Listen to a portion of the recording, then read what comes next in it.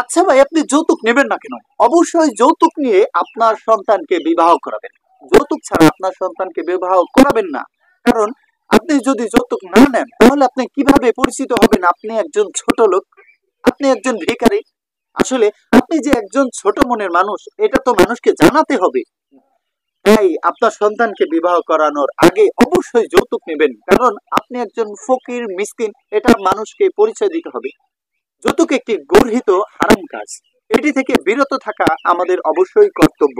কিন্তু আপনাদেরকে কোনোভাবেই বোঝানো যায় না যে এটি খারাপ কাজ। অবশ্যই যৌতুক থেকে দূরে থাকবেন। আপনি যদি যৌতুক থেকে দূরে না থাকেন তাহলে আপনি যার সাথে সম্পর্ক করছেন সেই ব্যক্তিটা হয়ে যেতে পারে নিঃস্ব।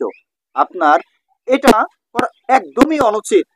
আপনার সন্তানকে ভালো বাড়িতেই করান বা ছোট বাড়িতেই করান, যৌতুক ছাড়া বিবাহ করাবেন এবং সৎভাবে আপনার সন্তানকে চলার পরামর্শ দিবেন।